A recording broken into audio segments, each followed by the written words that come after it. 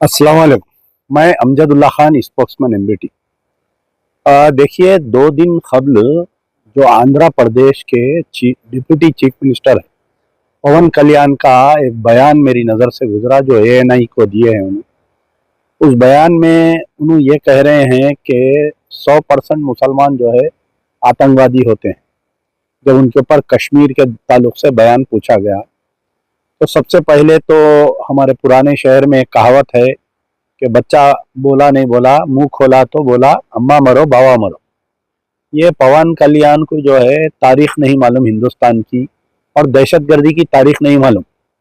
अगर इस पवन कल्याण को तारीख मालूम रहती तो ये बेचारे ऐसी दीवानी अनाप शनाप बकवा नहीं करते। तो पवन कल्याण आए दिन जो है नरेंद्र मोदी और अमित शाह के दिल पे चढ़ने के लिए मुसलमानों के ताल्लुक से जो मुंह को आया वो बयाना दे रहे हैं। इसके अंजाम की इनको फिक्र नहीं है। इनको ये अंदाजा नहीं है कि जो भी मुसलमानों के ताल्लुक से लबकुशाई किया है उसका पॉलिटिकल डेथ होता है। अनकरीब उनकी पवन कल्याण की भी सियासी खात्मा होने वाला है। इनको ये नहीं मालूम कि गांधी जी को मारने वाला कौन था। उसका नाम था नाथूराम गोडसे। कोई मुसलमान नहीं था। गांधी जी से लेकर इंदिरा गांधी के मारने वाले का कोई मुसलमान नहीं था। जितने भी मॉब लिंचिंग किए जा रहे हैं ये पिछले जब से नरेंद्र मोदी की गवर्नमेंट आई है, ये सब के सब जो है ये हिंदू दहशतगर्द है। तो पवन कल्याण पता नहीं कौन से मेंटल हॉस्पिटल के रिजेक्टेड कैंडिडेट है, इन्होंने नहीं मालूम। तो मेरी पवन कल्याण, और ख़ास तौर पर मुझे हैरत ये हो रही है कि पवन कल्याण की पार्टी में जो मुसलमान हैं वो अभी तक इसके ऊपर कोई रिएक्शन नहीं दिए। इनकी जो जनसेना में मुस्लिम्स है, और साथ में पवन कल्याण जो है चंद्रबाबू नायडू के साथ में है। चंद्रबाबू नायडू बारहा जो है फिरका परस्ती के खिलाफ में सेकुलरिज्म की तायद में बात करते रहते हैं। तो चंद्रबाबू नायडू और उनके बेटे लोकेश, नारा चंद्रबाबू नायडू और नारा लोकेश पवन कल्याण के स्टेटमेंट में एक भी बात नहीं बोले। तेलुगु देशम में इतने मुस्लिम कायदीन हैं, इनका जमीर मर गया इनका। असल में तेलुगु देशम चंद्रबाबू नायडू वक्फ बिल की तायद करे, एक्ट बन गया और मुसलमानों के साथ दुनिया का नुकसान हो रहा।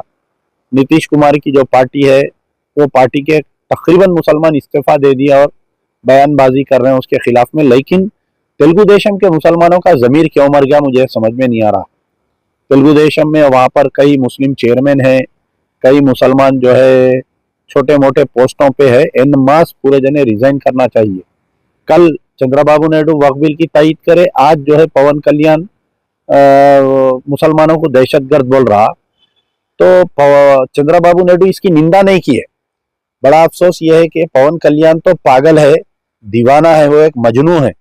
वो ऐसे बयान देते आ रहा है। वो तो तेलुगु देशम के अखिलियती कायदीन या तेलुगु देशम के सरबराह इसको कंडम क्यों नहीं किए। और मेरी पवन कल्याण को ये लास्ट वार्निंग है। पवन कल्याण, तेरे को ये लास्ट वार्निंग है। अगर आइंदा तू मुसलमानों के ताल्लुक से अगर कोई लबकुशाई करेगा या दीवाने शाने बयानत करेगा तो फिर तेरे को सबक सिखाया जाएगा। तेरे को तेलंगाना में तो तेरे को कहीं पैर रखने नहीं देंगे हम, आंध्रा में भी तेरी जमीन तंग कर देंगे हम। तो बेहतर है कि तेरी जबान को हम खींच देंगे अगर आइंदा अगर मुसलमानों के ताल्लुक से ऐसे बयानबाजी करेगा तो। खबरदार, ये अमजदुल्ला खान की वार्निंग है तेरे को। हैदराबाद के तमाम मुसलमानों की, तेलंगाना के तमाम मुसलमानों की, आंध्रा के तमाम गय्यूर मुसलमानों की तेरे को ये वार्निंग है कि आइंदा जबान संभाल के बात करना चाहिए। अगर आइंदा तू मुसलमानों के ताल्लुक से लबकुशाई करेगा तो तेरी जबान खींच देंगे।